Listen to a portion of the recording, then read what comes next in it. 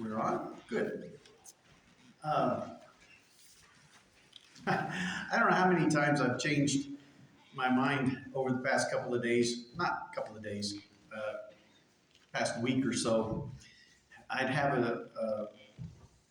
a lesson all, new series of lessons all in my mind, and then I start to put lessons together and I think, wait a minute, this sounds vaguely familiar. And go back and look and realize that it hadn't been really all that long since we had talked about that particular subject. Luckily, I am keeping a record of what we study, and so I try not to beat the same horse too frequently. Although, I have to apologize, our sermon series that we'll be beginning this morning is somewhat of a review of a series of lessons that we have on Wednesday evening. But I figured our Wednesday evening crowd is a little bit smaller than our Sunday morning crowd, so I could get away with just cheating just a little bit on that. So this morning we're going to begin a series of lessons, textual lessons on the book of Galatians. Oh, another reason I had to change my mind was the other book that I wanted to work through was the prophecy of Isaiah, which, like I said, we've studied not too long ago. But since we're going to be looking at Ecclesiastes in our worship series, I didn't want to back up two Old Testament books back to back. And so the book of Galatians, the letter to the Galatians, is something I haven't studied in quite a while. And so that is always something that is mindful to me, that even if I have studied it, if it's been several years, it gives me an opportunity to go back and to relook at this material. And as I read through the letter to the Galatians several times this week, I saw several things in it that I feel like are important and valuable, and also something that I haven't studied in a long time. So I'm looking forward to going through this book a little bit more carefully. And so we've got some introductory material that I want to go through this morning. It's never exciting, always boring, but also can be important to help us understand these letters. If we understand a little bit more about the author, maybe a little bit more about the audience, those who are reading it or hearing it for the first time, if we can bear these things in mind, sometimes it's helpful. Not always. For instance, the letter to the Hebrews. We don't know exactly who wrote the letter to the Hebrews. We don't know exactly who they were. Does that mean we can't learn from it? No. But it does help a little bit if we know. The more we know about the background of a book, it's always helpful. This study, I think, will be fascinating because of Brad's recent study in 1st and 2nd Thessalonians. And we're going to get a little bit more to that a little bit later in the lesson this morning. But one thing that you're going to want to pay attention to as you read through the letter to the Galatians, and then go back and remember and review Brad's lessons on 1st and 2nd Thessalonians, is to notice the difference in tone. And especially, we'll get here in just a moment, but if they were written relatively close in time to each other, and one theory would have them being written probably within months of each other, then the difference in tone really stands out even more. If there's several years different between First Thessalonians and Galatians, the difference in tone, maybe not as significant, but if they're just a few months apart, and then we go back and we remember that Paul is addressing some false teaching in First Thessalonians and also Second Thessalonians, but we figured Second Thessalonians is at least a few weeks or months back from First Thessalonians, so we'll just talk about First Thessalonians. But he's confronting false teaching, and that obviously means that he's got to confront false teachers. You can't have false teachings unless you have somebody teaching those teachings.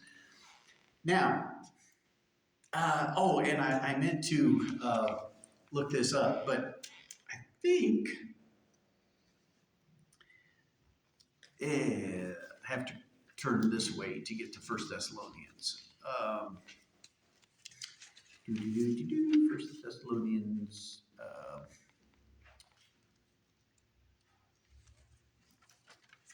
Okay. First Thessalonians chapter 2 and verse 7. We were gentle among you, like a nursing mother taking care of her own children. But just...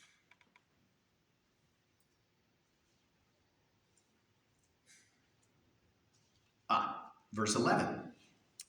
For you know how, like a father with his children, we exhorted you, each one of you, and encouraged you and charged you to walk in a manner worthy of God.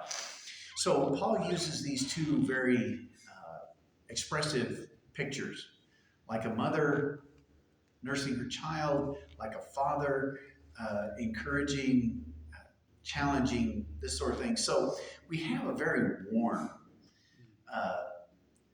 feeling from First Thessalonians that Paul loves the Christians in Thessalonica very, very much, as much as the congregation or the churches in Galatia. But the tone is just, Manuel, could you? The tone is just so different. And as we get into actually looking at the text, beginning next week, we'll have more to say about, say, for instance, the difference between Galatians and First Thessalonians. Okay, so we've already said several times that Paul is the author of Galatians, and he tells us that in chapter 1 and verse 1. Paul, an apostle. We reverse, when we write a letter, we address our whoever it is that we're writing the letter to. Anybody write letters anymore? Or can we say email? You know,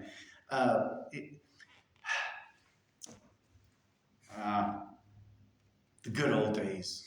The good old days. You know, when you actually went out to your mailbox and you opened up the mailbox and there was something addressed to you from a friend that you hadn't heard from a long time, and you savored it. You took it in and maybe got a cup of coffee or got a cup of tea or something, and you sat down and you opened it up. Maybe you sniffed the envelope. If it was from your beloved, you'd sniff the envelope to see if they put a little bit of perfume on it or something. And you read it and you savored it and you could read it over and over and over again. And you might even put it in a strong box to keep for years and years and years. Now we communicate in emojis. A little thumb up, little smiley face, little snarky face. We don't put those in our strong boxes and keep them for posterity. Several historians have discovered caches of letters, even going back to the Civil War days. Soldiers writing home. World War I, soldiers writing home. World War II, soldiers writing home. And so they have these letters. The good old days. Enough of that. Okay, so, but we address our letters at the very beginning, and then we sign them at the very end. In the ancient world, they identified who the letter was from initially, and then to whom they are writing. So, Paul. Well, who is Paul? Well, he's an apostle, and then in verse 2, to the churches of Galatia. So, we know that Paul is claiming to be the author, and actually, Galatians is one of the letters that is universally accepted. There are a number that, for one reason or another, certain groups of scholars have decided Paul did not write them. 1st and 2nd Timothy and Titus are disputed. I'm not even sure that Ephesians is universally accepted. Romans, the Corinthian letters, Galatians, mostly because if someone challenges that Paul did not write a letter, it's mostly due to they think that what Paul is talking about only developed several decades after Paul would have died. For instance, 1st and 2nd Timothy and Titus refer to elders, bishops. The word is bishop and presbyteroi and episkopos.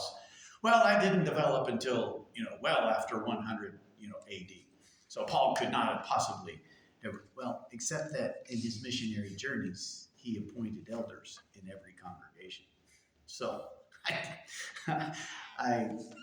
anyway, so when you say, when you're reading something, maybe you're Googling a book, and it says, well, scholars don't believe that Paul wrote thus and such a book. Well, there's usually more in the scholar's head than there is in Paul's head that makes him dispute that. The audience, we are told, are the churches of Galatia. Oh, I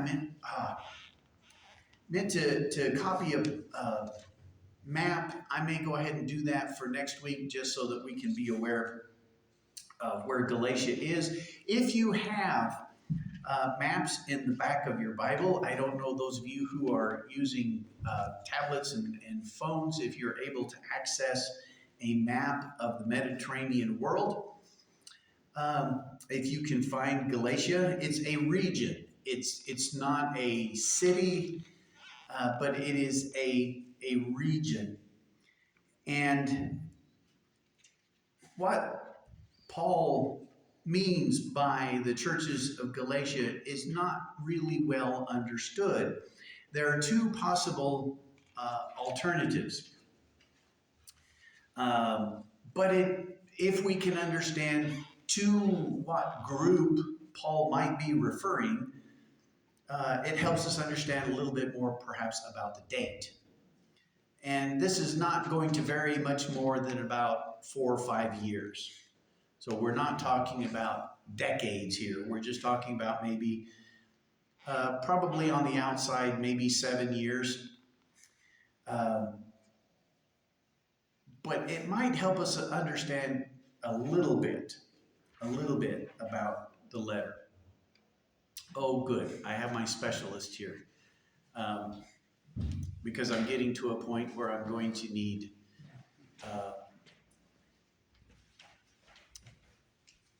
somebody who has lived in the British Isles. There is an ethnic region of Galatia, which tends to be the northern part of Galatia.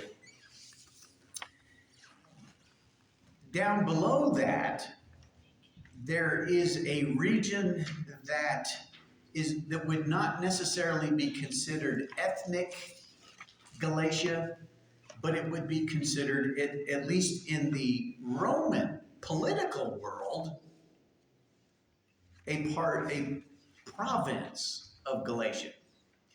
So, to what Galatia is Paul referring to? And is Paul's Galatia different than Luke's Galatia? Now, what is the difference between an ethnic region and a political region? Anybody have any idea how that might work? One almost is self-assembling, and that would be the ethnic. In other words, related clans. Okay. And secondly, a political is created. It's just absolutely, on a map. Yeah. Drawn. They draw some lines and they say, you're Galatian. Well, I don't want to be Galatian. Well, you're Galatian. Okay. Now, the best way that I can illustrate this, and I'm probably going to get this wrong, so I'm glad I have my autocorrect here, my self-corrector. But think of England. When you think of England, who is included in England? Northern Ireland. No. England. Oh, okay. If you're talking about the political part, it would be Northern Ireland and England and I think. But how would what would be the more correct term if you're including Ireland and England? You're talking about Britain. And see, this is where I always get tangled up. When you talk about Ireland, Scotland, Wales, England, that's Britain. That is the legal realm of King Charles, right? Only a portion of Ireland, but yes. Okay. Now, don't get too picky on me here. This is my class, not yours. Okay, but when you talk about ethnic groups, you're talking about Scotland, you're talking about Ireland, even North and South Ireland. They're still Irish. They're still very, very much Irish. And don't call somebody who lives in Wales English. They're Welsh. And they're very proud to be Welsh. Don't call a Scotsman an Irishman. No. The Scots and the Irish fought bitterly, and they probably allied at times to fight those nasty Anglo people. Okay, so there is a region way up north in this area that would be very, very ethnic Galatia. And I just learned this. If in Greek, the spelling, or at least at one time, instead of a soft G, Galatia, it had a hard K. Keltia. What does that sound like? Celtic.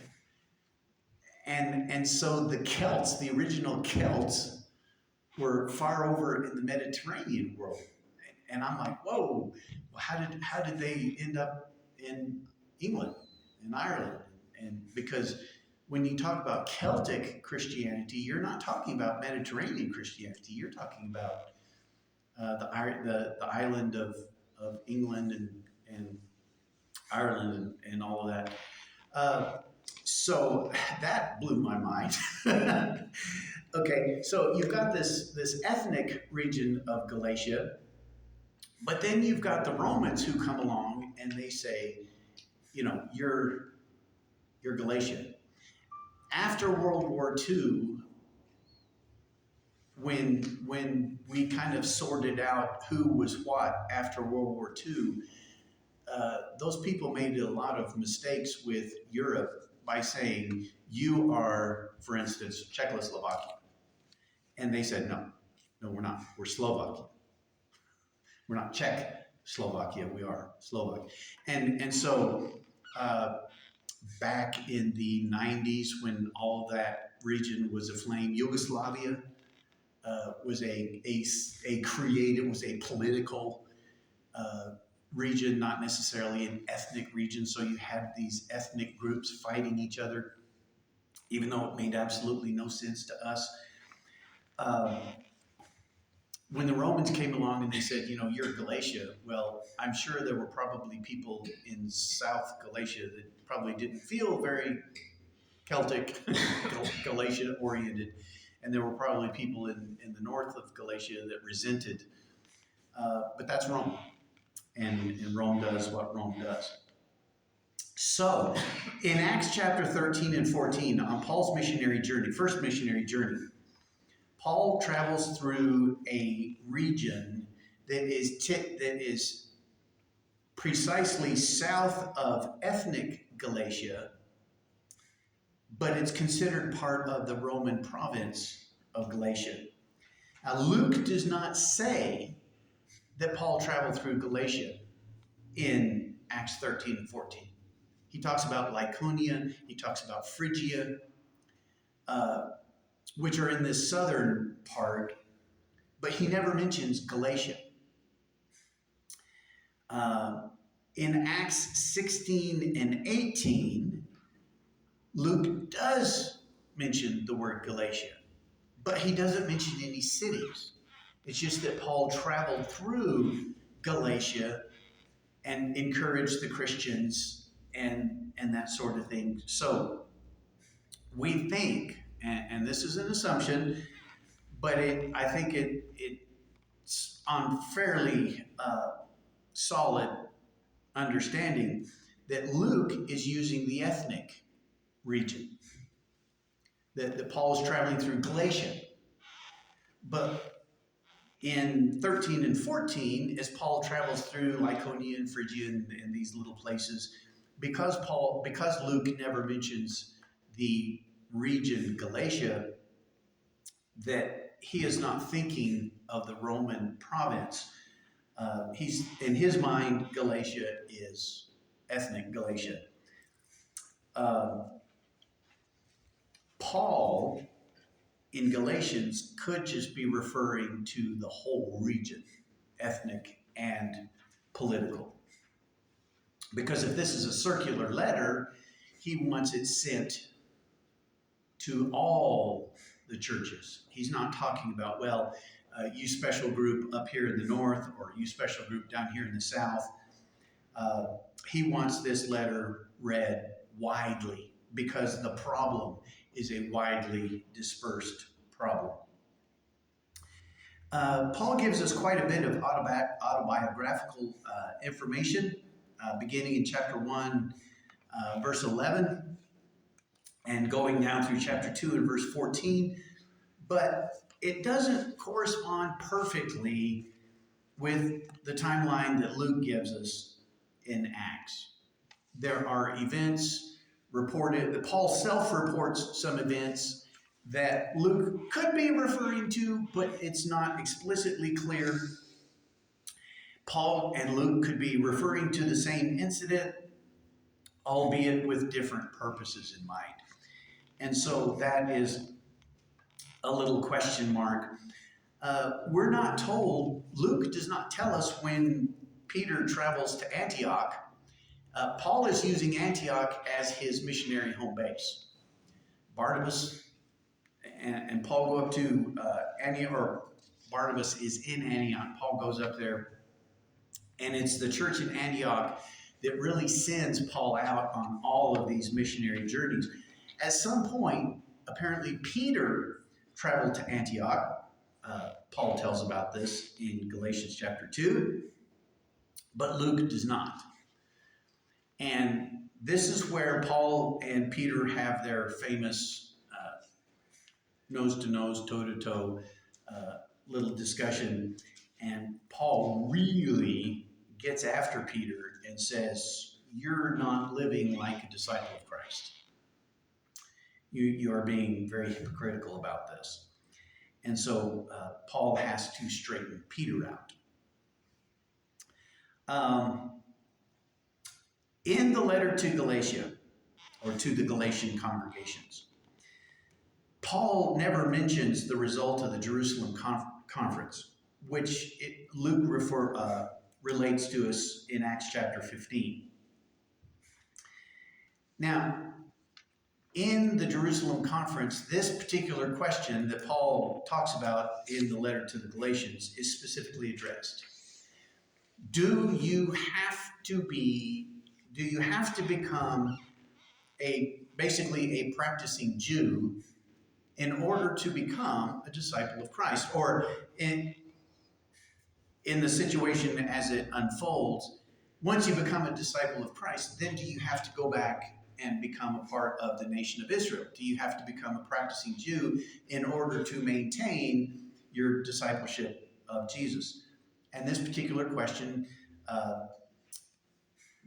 groups got together, congregations got together, the apostles got together, the elders of the church in Jerusalem got together. This had to be a rather large meeting, and they hash it out. And Paul explains his ministry. Peter talks about his ministry. And then James stands up and says, listen, we've heard from Peter, we've heard from Paul. Let's address this issue. Let's give some permanent answer to this question, because it's blowing the church up. As the gospel of Christ spreads away from Israel, more and more and more and more Gentiles are going to be converted. Do they have to become sons of Abraham? Do they have to become practicing Jews? And the answer was no. We cannot make them uphold a law that we cannot uphold ourselves. Now, there are certain things that we can ask of them, because synagogues exist throughout the world, and because there are teachings that are critical to us as a nation of Israel. There are teachings that are critical to us as faithful children of God. Things strangle, things sacrificed to idols. We can ask the Gentiles not to bring these things in on us, that they respect us. But we cannot bind the law of Moses on to these Gentiles who are coming to Christ. Now, that would have answered Paul's question. If Paul had this document, he could have said, now, as the letter from Jerusalem states, as James says, and as all we got together and we came up with this answer, here's paragraph 1, here's paragraph 2, here's paragraph 3, that would have dealt with the issue. Paul never mentions it, which in my mind is probably the best evidence that this was an early letter and not a late letter. Or Paul may say, you know what, I've got this letter over here. We've already dealt with the issue in Jerusalem, but I think I have the Spirit of God. And I think I can come up with a better wording of how I want to answer this question than the conference in Jerusalem. And that could possibly be. He could have it in his hand and just decide not to use it. And if that's the case, then the late writing of the letter is possible. I'm going to go with Paul doesn't have that letter. And so that this letter to the congregations in Galatia predates Acts 15. So, the sum of the matter, if Paul is writing to ethnic Galatia, which he didn't even visit until Acts chapter, or he doesn't, we don't have record of him visiting until Luke tells us about it in Acts chapter 16, obviously after Acts chapter 15. It's probably written sometime in the mid-50s. 53, 54, 55, maybe as late as 56, 57, somewhere along in there. But if he is writing to the political province of Galatia, which would be Lycaonia, Phrygia, those congregations that he established on that first missionary journey, It was probably written in 48 or 49, which means that it is one of the earliest, if not the earliest, letter that we have from Paul. Now, let's go back to 1 Thessalonians. 1 Thessalonians is almost universally viewed as, if not the earliest. And so scholars will debate whether it was Galatians or 1 Thessalonians. But now we put Galatians up here with 1 Thessalonians, and the tone between the two letters becomes very, very fascinating. It just jumps out at us because Paul is white hot in the letter to Galatians. Oh, you Galatians, you foolish Galatians, who has bewitched you? Why have you given up the gospel so quickly? And even at one point, he says, I wish the people who were disturbing you would just emasculate themselves. That is not the kind motherly, fatherly tone that we read in 1 Thessalonians. So, that's all about the date. If Galatians is either the first or second, and I'm going to say it's either the first or the second of Paul's letters, that really, to me, does it change the message of Galatians? Does it change the message of 1 Thessalonians? No.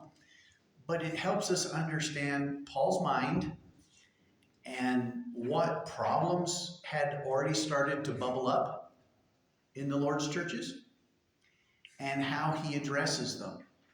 In Galatians, well, I can't even get that right. In Galatians, Paul fights fire with fire. There's a problem, and it's destroying the churches. And so he comes in with his sword out and all the bluff and bluster. In 1 Thessalonians, there's problems. And the problems are threatening the faith of the Christians.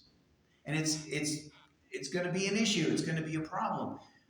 But he comes in gently and kindly. And I had to leave you before I was able to work through some of these things.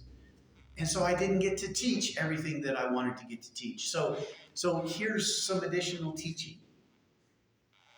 And I just think it's really, really neat how we have these two pictures of how Paul deals with opponents and problems in the Lord's church. Okay, so who are his opponents? Well, let's let Paul tell us. Okay, in chapter 1, verses 6 through 9, I am astonished that you are so quickly deserting him who called you in the grace of Christ. I think he's kind of referring to himself, don't you?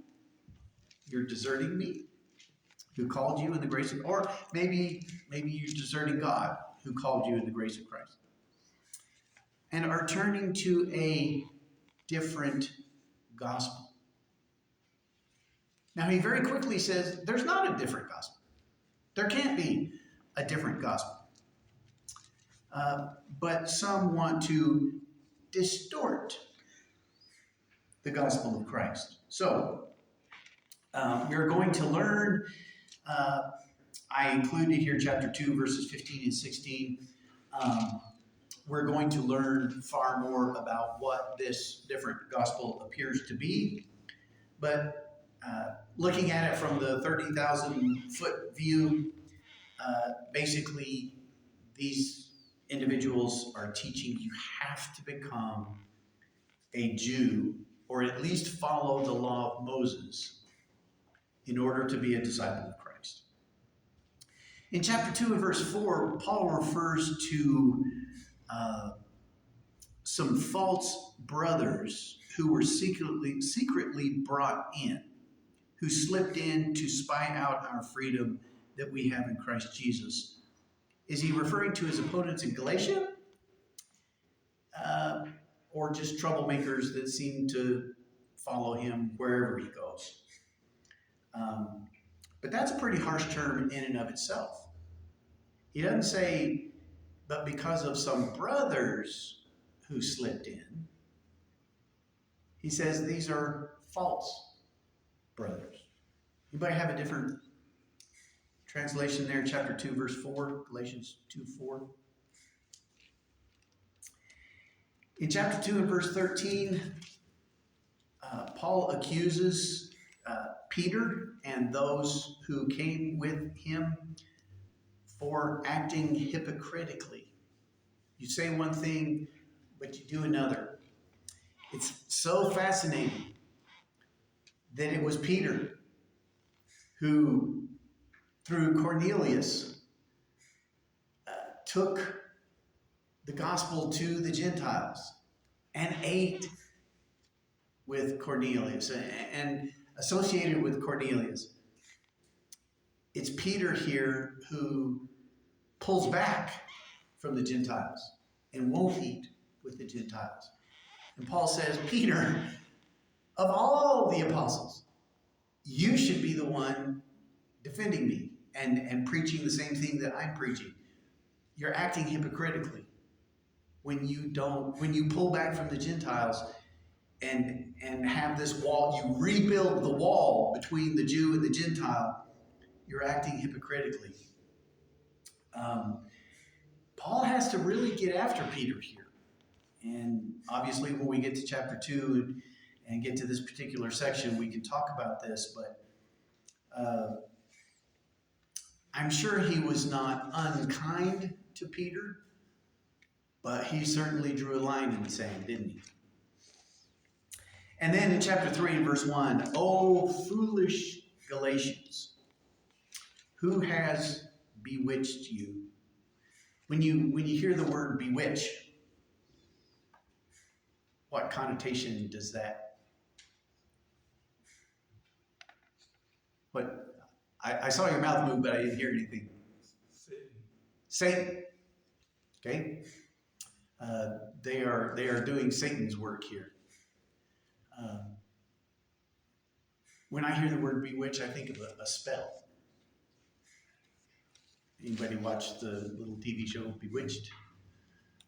What'd she do? Winkle her nose?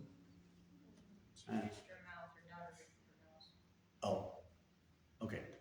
But the ability to cast a spell over somebody and to change their mind or to change their behavior, to change their actions in some kind of a special supernatural way. So Paul is going to get after these folks. Once again, he had some correcting to do in 1 Thessalonians. And once again, if you were not here, I'm sure Brad has those lessons on his computers. He can print you out a series. I would offer to make copies of mine, but I have little scribbles and notes and that sort of stuff that you probably don't want or need. But Brad can get you some copies of his lessons. Go back. How far back are you keeping the audio? It's about 5 weeks. 5 weeks? Yeah, so it probably doesn't go back. Anyway, just as kind of a mirror image or bookend, I guess I should say, to Galatians, read 1 Thessalonians. Very, very different. Okay, just as we conclude, and that clock is fast, but we are out of time. Read Galatians. You can read it every week simply by reading a chapter a day. And that keeps you in the book. Or you can read the book every day. Read 3 chapters in the morning, 3 chapters in the evening.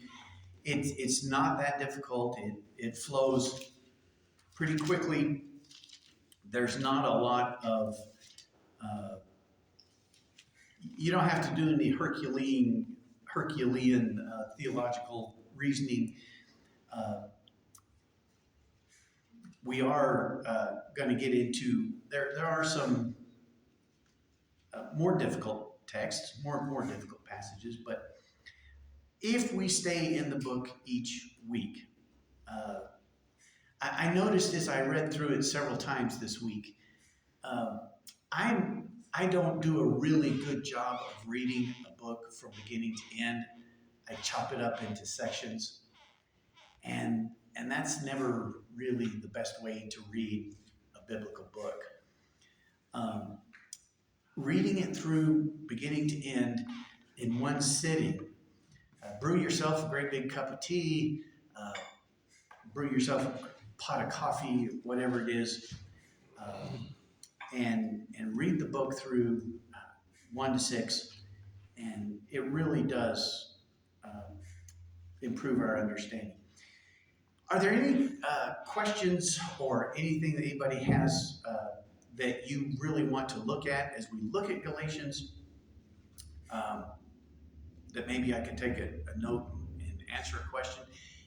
If anything does happen to pop up through the study, be sure to let me know so that we can answer your questions as we go through. Anyone else? All right, let's get a break and get ready for our worship service this morning.